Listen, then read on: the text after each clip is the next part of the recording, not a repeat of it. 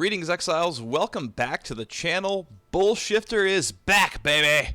I am very excited as I did take a little bit of a brief break during Blight League, as many of you may know, and I've gone ahead and kind of checked in every now and again just to see when the new league was coming out, what it was going to be all about, and to my surprise, not only are we getting a new league, we are getting new content in general. So I want to go ahead and cover a lot of the things that are going to be happening with the upcoming patch, which I believe is scheduled for the 16th.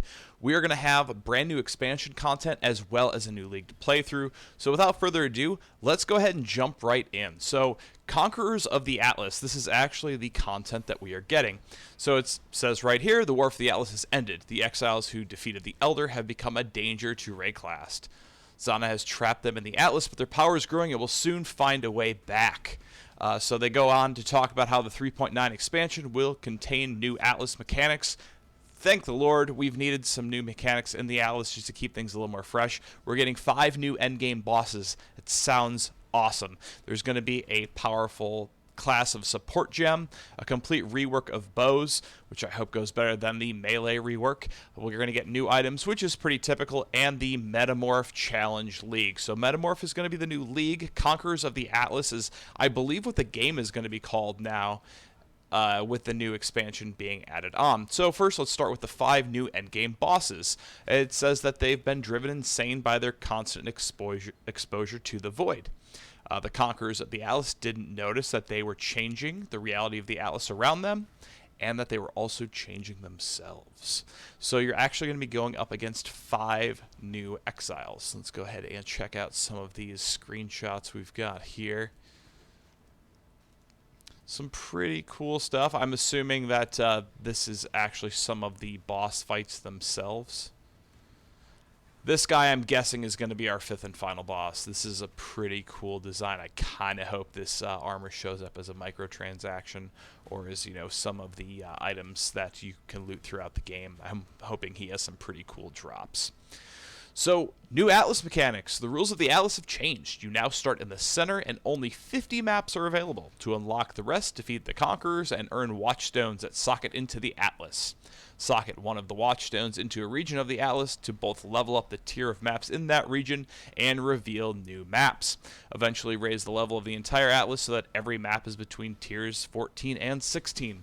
Customize your strategy by socketing and unsocketing these Watchstones on the fly. So I'm assuming what this is going to do is hopefully make the Atlas and maps more accessible. Essentially, we're going to, I would assume, have less maps to loot, because it sounds like they're all going to start off as just normal low-tier white maps, and then by socketing Watchstones, we're going to then increase the tier of maps. So it sounds like not only are more maps going to be accessible, but we're also just going to have more variety in the difficulty of each map. Whereas before, the closer you got to the center, the higher the tiers became. Now you'll actually be able to run, I would assume, every single map for the most part on every single tier. So if there's a certain map that you really enjoy and really like running, you're going to have the option to grind that regardless of if you've just started the Atlas or if you're at the final end game of the Atlas. So I think that's a really cool mechanic. I'm looking forward to trying that out. Support Gems Plus. If you're lucky, a Conqueror might drop a new type of support gem called a Support Gem Plus. These new gems are better versions of existing support gems, which at level 1 are more powerful than the level 20 version of the ones they replace, which is insane. So there are around 35 of these to earn in Conquerors of the Atlas. So it does sound like, just from the way that they've worded this, we're going to have to get to those final 5 bosses in order to get a Support Gem Plus. Otherwise, obviously, with it being as powerful as a level 20 version of the ones that they're replacing, if this was something we could get early game, we'd be completely breaking the game. Considering Path of Exile's biggest appeal, or one of its biggest appeals, is its difficulty level, it would really kind of kill the spirit of the game. So I'm kind of glad that these are being added in at endgame, and it should just help with some of that endgame grinding as well. So they do have some previews here, some added Cold Plus support, Blasphemy Plus, Ancestral Call Plus, Fork Plus. So I'm assuming, since there's 35 of them, it does sound like we'll get a good variety of these gems, and that's a huge content increase in itself. New influenced rare items.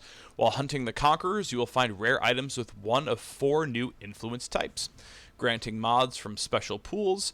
Using the power of Cyrus, Awakener of Worlds, you can fuse together any 2 influenced items to create a hybrid with mods from both of the items. Use new types of specialized exalted orbs to add mods from the new pools directly to your existing rare items. So it kind of sounds like, well, obviously we're getting new currency. There's going to be new exalted orbs, which is pretty exciting. On top of that, it sounds like we're being able to fuse items, which kind of reminds me of Synthesis League, which was actually the first league that we played on PS4. I, for one, actually really enjoyed Synthesis League. I thought it was a lot of fun. I really liked that mechanic of fusing different items together to create a brand new item. It gives, another level to the actual crafting in the game. So this is a cool mechanic. I really like this. Now, keep in mind, all of this is permanent. This is not league mechanics. These are actual game mechanics that are being added in. We'll actually get to the new league at the end of the video here. So the bow rework, I'm not going to get too into detail about that. That's pretty self-explanatory. So they're reworking bow skills. Every single league that we've seen, there's been a different rework, be it melee rework, ranged rework, the most recent one, the Necromancer rework, Assassin rework. There's always things being constantly reworked in the game, and the focus this time is going to be bows, so you will more than likely be seeing a lot of bow users playing the game. Ballistas. So these are essentially replacing ranged attack totems. I'm going to kind of go past this a little bit just to get to more of the meat of the actual content.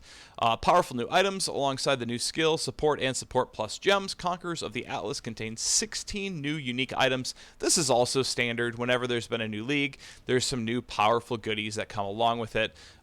Just a few things that'll hopefully shape the meta a bit more.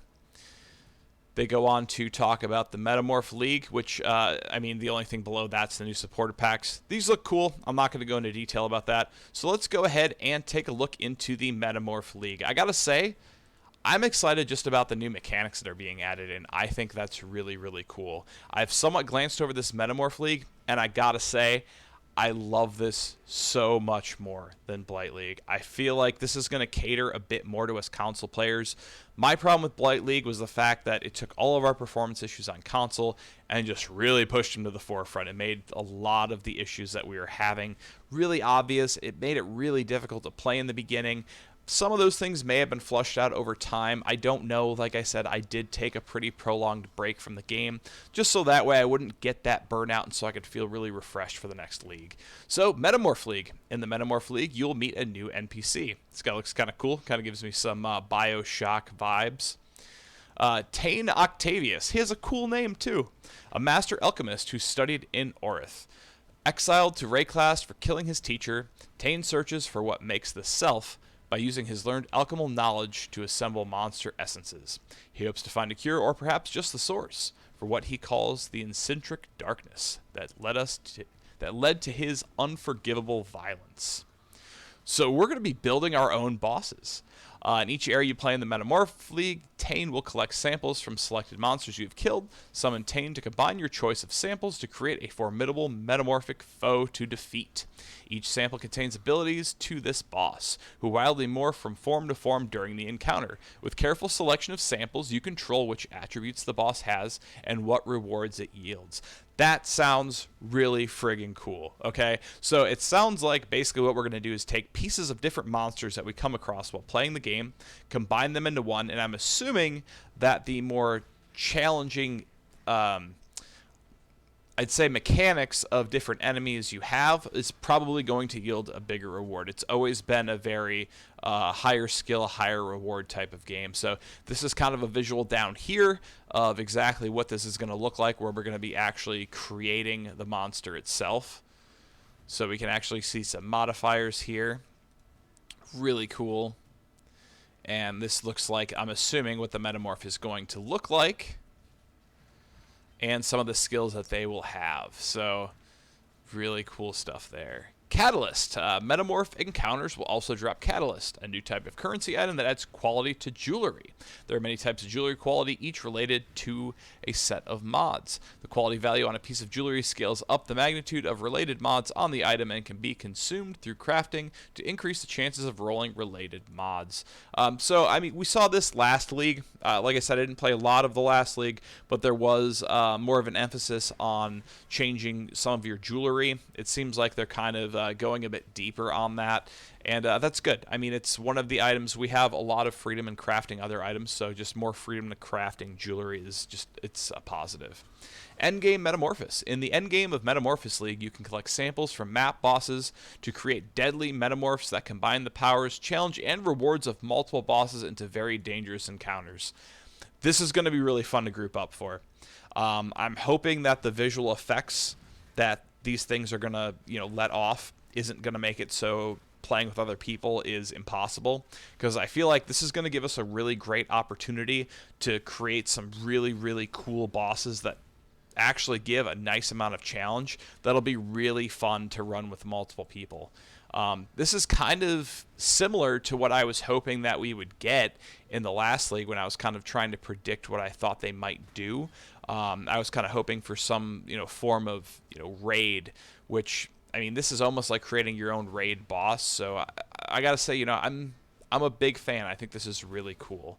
It just says here, the Metamorph League is part of a larger Conquerors of the Atlas expansion coming out December 13th on PC and the following week on Xbox One and PS4. I believe they've said the 16th. I could be wrong on that. We typically do get the content about 2 or 3 days later, so the 16th does sound like it would be relatively accurate. So, I mean, this covers a lot of information. They have released some patch notes. I'm not going to get into that in this video just because this video has probably gone on for, long enough. But I'm excited for this league. I think it's going to be a lot of fun. There aren't mechanics where it's just throwing a bunch of enemies and a bunch of effects on the screen at one time. I like the fact that they've gone ahead and just focused on one main mechanic, creating your own boss and then fighting that boss. It's a really creative idea. I feel like it's something that can work within the confines of console performance, and hopefully this league goes off without a hitch. I'm really looking forward to getting into this league and getting back into Path of Exile, making some more videos, doing some more streams. I want to throw a huge thank you out to everyone who's still been supportive of the channel in my absence. People on the PS4 community have been asking me if I was gone, if I was coming back. I was just taking a little bit of a break from the game. My kid's getting a little older, so it was nice to just spend some extra time with my family. I am looking forward to seeing my Path of Exile family again, though, and hanging out with you guys, doing some streams. I am going to do some other content for the channel as well, which I hope you guys will enjoy. So it was really nice to take a break and to kind of get refreshed. And honestly, I'm just really, really excited, pumped up, amped, just ready for this new league to start. So hopefully you guys will be right along there with me. I'm going to go ahead and start building my new character for this league, do a little bit of path of building. So I will catch you guys on the flip side, and may the RNG be with you, always.